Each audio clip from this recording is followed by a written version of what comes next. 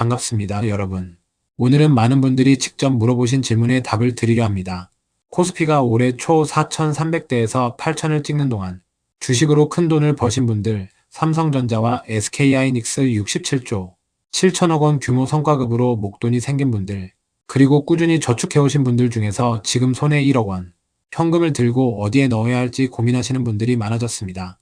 그런데 이 질문은 단 하나의 정답이 없습니다. 나이가 몇 살인지, 부동산을 갖고 있는지 없는지에 따라 완전히 다른 전략이 나옵니다.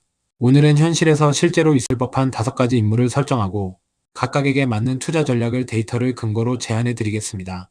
본인과 가장 비슷한 페르소나를 찾아서 들으시면 됩니다. 가장 먼저 이야기해야 할 공통 전제가 있습니다. 지금 시장 환경이 어떤지를 이해해야 각 전략이 왜 그렇게 구성되는지 납득이 가능합니다. 코스피는 8,000을 찍고 7,400대까지 내려온 상태입니다.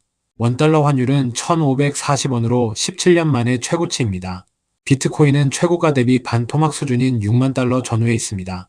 금은 사상 최고가 권역에서 조정 중입니다. 이란 전쟁이 이어지며 유가가 배럴당 110달러를 웃돌고 이 때문에 연준은 금리 인하를 못하고 있습니다.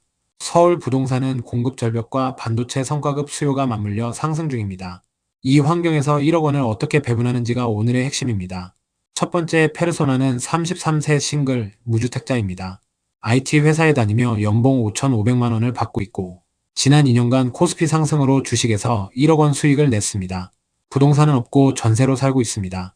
이분에게 가장 먼저 드릴 말씀은 지금 이 돈을 내 집 마련에 쓸 것인지 아니면 계속 투자에 굴릴 것인지를 먼저 결정하라는 것입니다. 이 결정이 모든 전략의 출발점입니다. 만약 3에서 5년 안에 내 집 마련 계획이 있다면 1억을 투자에 몽땅 묻어두는 것은 위험합니다. 전세 보증금 인상에 대응하거나 청약 당첨 시 계약금을 빠르게 마련해야 하는 상황이 올 수 있기 때문입니다. 이 경우 1억의 절반인 5천만 원은 안전하게 ISA 계좌에 넣어두는 것을 권합니다. 2026년 ISA는 혜택이 더 강화됐고 단기채 ETF나 예금을 담아 3에서 4% 수익을 비과세로 챙기면서 유동성을 확보할 수 있습니다. 나머지 3천만 원은 6월에 새로 출시된 청년 미래적금에 투입합니다. 정부 기여금과 비과세가 결합된 이 상품은 3년 만기 시 2천만 원 이상 목돈을 만들 수 있도록 설계되어 있어 요건이 맞는다면 활용하지 않을 이유가 없습니다. 나머지 2천만 원은 성장 투자 용도로 국민참여성장 펀드 2차 공모나 미국 S&P 500 ETF에 분산합니다. 집 계획이 없다면 구성을 조금 다르게 합니다. 달러 자산 3천만 원, 국내 주식 ETF 2천만 원, 비트코인 1,000만 원 적립식, 금 ETF 1,000만 원, ISA 현금성 3천만 원으로 구성하면 환율 리스크를 해지하면서 성장 자산에도 참여할 수 있습니다. 두 번째 페르소나는 42세 맞벌이 부부 1주택 보유자입니다. 8억 원짜리 아파트가 있고 대출이 3억 원 남아 있습니다. 합산 연봉은 1억 2천만 원입니다. 이번 주식 상승으로 보유 주식이 1억 원 수익을 냈고 그중 1억을 현금화했습니다. 이 페르소나에게 가장 먼저 확인해야 할 것은 대출금리 구조입니다. 변동금리로 3억 대출을 갖고 있다면 지금 시티은행이 전망하는 하반기 금리 인상 시나리오에서 이자 부담이 늘어납니다.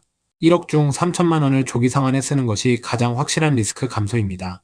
대출 금리가 4%라면 3천만 원 상환은 연 120만 원 이자 절감, 세후 기준으로 5에서 6% 수익률과 동일한 효과를 냅니다. 지금 불확실한 시장에서 이보다 안전하고 확실한 수익이 없습니다. 나머지 7천만 원의 배분입니다.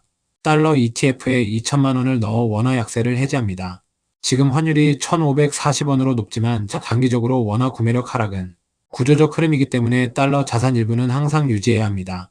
국내 반도체 ETF 2천만 원은 삼성전자와 SK하이닉스의 2분기 실적 발표 후 방향을 보면서 분할 매수합니다.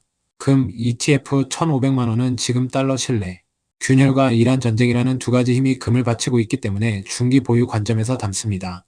나머지 1,500만 원은 현금으로 대기하면서 7월 클래리티법 처리 결과와 이란 협상 결과를 보고 비트코인 소액 편입 여부를 결정합니다. 세 번째 페르소나는 49세 다주택자입니다. 서울 강남 아파트 한 채와 동탄 아파트 한 채를 갖고 있고 합산 시가는 약 30억 원입니다. 이번 삼성전자 성과급으로 현금 1억이 추가됐습니다. 이분에게 지금 가장 중요한 것은 투자 수익을 더 내는 것이 아니라 자산 구조를 최적화하는 것입니다. 다주택자는 5월 9일 양도세 중과가 부활했기 때문에 지금 당장 뭔가를 팔기도 사기도 어려운 환경입니다. 그러나 현금 1억을 어디에 넣느냐에 따라 향후 10년 자산 증식 속도가 달라집니다. 이분에게 가장 먼저 권하는 것은 세무사 상담입니다. 보유 두 채의 양도세 예상액, 종부세 부담, 증여 가능성을 시뮬레이션한 후에 현금 배분을 결정해야 합니다. 그 전제 위에서 1억을 배분한다면 달러 자산이 핵심입니다. 이미 자산의 대부분이 원화 부동산에 집중되어 있기 때문에 달러 자산으로의 분산이 가장 시급합니다. 미국 단기채 ETF 또는 달러 MMF에 4천만 원을 넣고 금 ETF 2천만 원으로 인플레이션 해지를 보강합니다. 나머지 4천만 원은 국민참여성 펀드 하반기 2차 공모에 투입합니다. 손실 20%를 정부가 보전해주고 최대 40% 소득공제 혜택을 받을 수 있기 때문에 고소득 다주택자에게 절세 효과가 특히 큽니다. 비트코인은 의외로 이 페르소나에게 맞습니다. 부동산이 양도세로 묶여있고 주식은 금투세 이슈가 있는 환경에서 비트코인은 현재 세금 구조가 상대적으로 단순합니다. 소액 500만 원을 적립식으로 시작해보는 것을 추천합니다. 네 번째 페르소나는 54세, 부동산 없음, 주식 투자 경력 15년입니다. 자녀 둘이 독립했고 배우자와 둘이 살면서 월세 65만 원을 냅니다. 이분의 고민은 명확합니다. 이제 남은 10년 안에 자산을 어떻게 키워야 노후 준비가 되는가입니다. 부동산이 없기 때문에 지금 집을 살지 말지가 가장 큰 결정입니다. 54세에 1억을 들고 처음 집을 사는 것이 맞는가를 먼저 따져야 합니다.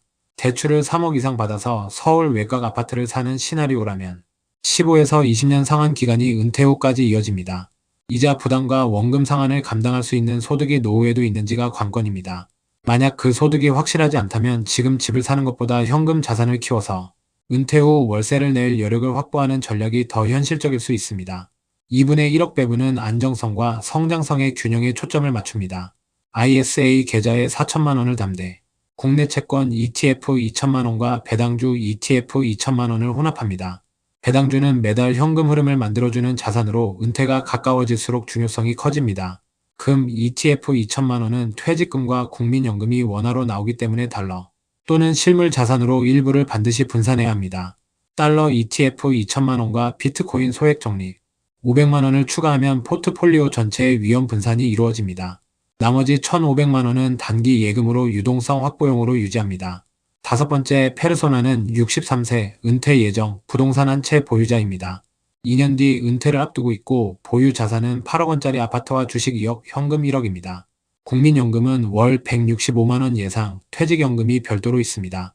이분에게 지금 1억의 의미는 다릅니다. 더 큰 수익을 내는 것이 아니라 잃지 않으면서 인플레이션을 방어하는 것이 목표입니다. 이분에게 가장 먼저 드릴 말씀은 지금 보유 주식 2억의 위험도를 점검하라는 것입니다. 성장주나 개별 종목 비중이 높다면 은퇴 2년 전 지금이 방어형으로 리밸런싱할 마지막 타이밍입니다. 현금 1억의 배분은 철저하게 안전 우선입니다. 4천만 원은 고금리 정기예금, 최소 3년 이상 묶어 이자를 확보합니다. 지금 금리 환경에서 3에서 4%대의 예금은 이 나이에 가장 합리적인 선택지입니다. 2,500만 원은 금, ETF 또는 KRX 금시장 분할 매수입니다.